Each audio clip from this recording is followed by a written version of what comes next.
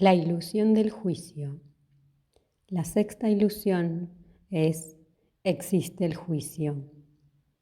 Tu decisión de que debes hacer algo para obtener algo de lo que no hay suficiente, incluyendo a Dios, te ha obligado a responder algunas preguntas difíciles. ¿Cómo se sabrá si una persona ha cumplido con el requisito o no? ¿Y qué sucederá con los que no lo cumplieron? La respuesta a estas preguntas dio lugar a la invención del juicio. Pensaste que debía haber un árbitro y como el creador fue quien estableció el requisito, lo lógico era que él decidiera también quién lo había cumplido y quién no. Durante mucho tiempo tu especie estuvo convencida de que era necesario hacer algo para complacer a Dios y que, de no ser así, las consecuencias serían trágicas. Es comprensible que llegaran a esa conclusión. Cuando miraban a su alrededor, veían que a algunas personas les iba bien en la vida y a otras no. La mente primitiva se preguntaba por qué, y se le ocurrió una respuesta primitiva. La fortuna sonreía solo a quienes eran dignos de la gracia de los dioses. Los dioses debían ser satisfechos y posteriormente nos juzgarían por ello. Conforme a esta creencia, surgieron sacrificios y rituales de todo tipo para apaciguar las exigentes deidades. En este período temprano, la sensación de insuficiencia de tu especie fue tan intensa que llegaron a pensar que los dioses competían entre sí. Existían muchos dioses a quienes complacer, y solía ser fácil saber qué había que hacer para mantenerlos a todos contentos. Cada desastre, cada granizada, cada huracán, cada sequía, hambruna o calamidad personal se consideraba prueba de que los dioses no estaban satisfechos, o en ocasiones de que estaban en guerra unos contra otros. ¿De qué otra manera se podría explicar lo que ocurría? Ahora bien, estas creencias surgieron durante los tiempos antiguos, pero a través de los milenios se han ido refinando. Actualmente, la mayoría no cree en una larga lista de dioses enfurecidos a los que hay que apaciguar, sino en un solo Dios enfurecido al que hay que apaciguar. Aunque parezca que tu especie ha evolucionado y que hace tiempo que dejó atrás esos conceptos primitivos que visualizaban a un Dios vengativo, estas ideas siguen dominando la teología de tu planeta. El modelo de Dios vengador nunca ha perdido popularidad en tu sociedad. Han aprovechado tanto los desastres personales como los planetarios para demostrar su validez. En tiempos muy recientes hubo mucha gente, entre ellos líderes religiosos, que proclamaron que los infortunios de la vida, como la epidemia del SIDA, eran un castigo de Dios por la conducta individual o colectiva de la especie humana. Muchas personas siguen creyendo que existe un requisito establecido por mí, el cual deberán cumplir si desean recibir recompensas aquí y en el cielo. Continúan pensando que hay un tribunal que juzga quién ha cumplido el requisito y quién no. Por otra parte, algunas teologías afirman categóricamente que nadie puede cumplir el requisito, hagan lo que hagan, aunque tengan una vida perfecta sin ningún error, tropiezo o falta. Según dichas enseñanzas, todos nacen imperfectos. Algunas religiones lo llaman el pecado original, con una mancha en el alma antes de empezar a vivir. Ningún acto puede eliminar esa mancha, ni siquiera el arrepentimiento. Solo puede lograrse por la gracia de Dios. Y Dios, según se enseña, no concede esta gracia a menos que la persona se acerque a Él de un modo concreto. Esta enseñanza manifiesta que yo soy un Dios muy quisquilloso, un Dios que no concede el júbilo del cielo a quien no haga lo que yo diga.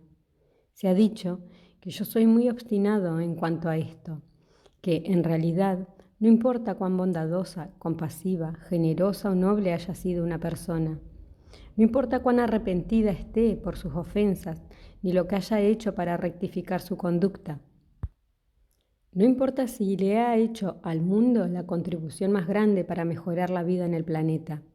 Si no ha venido a mí por el sendero correcto, pronunciando las palabras adecuadas y creyendo en la religión verdadera, no podrá sentarse a la derecha de Dios Padre Todopoderoso. Ante tales exigencias, esta idea podría llamarse presunción. La especie humana, convencida de que Dios ha levantado barreras para separarse de ella, también ha interpuesto barreras entre sus individuos, basándose en una página del libro de Dios. Lo que a mí me parece bien, sin duda, debe aplicarse también entre ustedes. Ponen una mancha sobre unos u otros incluso antes de que hagan nada.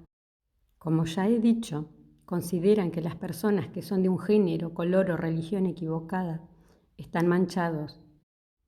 Y también en cuanto a nacionalidad, vecindario, tendencia política u orientación sexual o cualquier otra condición equivocada, cuando se comportan así es como si jugaran a ser Dios. Declaran que Dios enseña a juzgar de esa manera, puesto que Él puso la primera mancha de imperfección en el alma humana. Él los juzgó a ustedes antes de que pudieran demostrar lo contrario.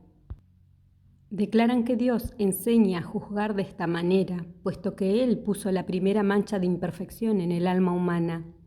Él los juzgó a ustedes antes de que pudieran demostrar lo contrario. Por lo tanto, prejuzgar, es decir, tener prejuicios, debe ser aceptable, ya que si Dios lo acepta, ¿por qué no el hombre? ¿Y por qué motivo decidí que eran imperfectos desde su nacimiento? Según sus enseñanzas, porque los primeros seres humanos fueron malos. De este modo, comprobamos cómo se remitieron a las primeras 3 ilusiones para justificar las 3 siguientes. Funciona así. Cada nueva ilusión provoca la siguiente y a su vez demuestra las anteriores. Tu cultura dice que cuando Adán y Eva pecaron, fueron expulsados del paraíso y, tanto ellos como su descendencia, perdieron la felicidad y el derecho a la vida eterna. No solo los sentencié a una vida de limitación y esfuerzo, sino a la muerte, la cuarta ilusión, condiciones que no sufrían antes de su tropiezo. Otras culturas y teologías que aún existen en su planeta no aceptan la historia de Adán y Eva, pero crearon su propia prueba de que existe un requisito. La mayoría está de acuerdo con que ustedes son imperfectos a los ojos de Dios y deben hacer algo para alcanzar la perfección.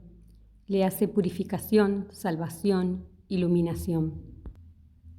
Como creen que el ser humano es imperfecto, puesto que yo mismo les he otorgado esta característica, se lo atribuyen entre ustedes con toda libertad y siempre esperan de los demás lo que creen que yo espero, la perfección. Se pasan la vida exigiendo perfección a los que ustedes mismos consideran imperfectos. Su primer error, y el que suele resultar más caro, es hacérselo a ustedes mismos, y después cometen un segundo error al exigírselo a los demás. Así, es imposible que alguien pueda cumplir el requisito. Los padres exigen perfección de sus hijos y los hijos exigen perfección de sus padres. Los ciudadanos exigen perfección de su gobierno y el gobierno exige perfección de sus ciudadanos. La iglesia exige perfección de sus fieles y los fieles exigen perfección de su iglesia. Los vecinos exigen perfección de sus vecinos, una raza de otra raza, las naciones de otras naciones. Piensan que la ilusión del juicio es real. Proclaman que si Dios los juzga, también ellos tienen derecho a juzgar a los demás, y así lo hacen. Su mundo se apresura a juzgar sobre todo a cualquiera que reciba premios como fama, poder o éxito, lo cual se supone que solo es digno de un ser perfecto, y condena a cualquier persona que muestra la más mínima imperfección. Se han vuelto tan fanáticos que es casi imposible convertirse en líder, héroe o imagen pública, por lo que se privan justamente de lo que su sociedad más necesita. Han caído en su propia trampa. No pueden liberarse de los juicios que se imponen a sí mismos, ni de los que creen que Dios les impuso. Sin embargo, ¿por qué una simple observación sobre tu persona te hace sentir incómodo? ¿Afirmar que algo es de cierto modo se considera un juicio? ¿No podría ser simplemente una observación? ¿Qué más da si alguien no cumple con el requisito? ¿Qué importancia tiene? Se hacen estas preguntas. Era evidente que la sexta ilusión tenía un defecto, hecho que debió haber puesto en evidencia que la idea del juicio era falsa, pero los seres humanos sabían, en un nivel muy profundo, que no podían abandonar la ilusión o algo muy importante llegaría a su fin. Una vez más tenían razón, pero también aquí cometieron un error. En lugar de identificar la ilusión como tal y usarla para el fin que pretendía, pensaron que debían corregir su defecto.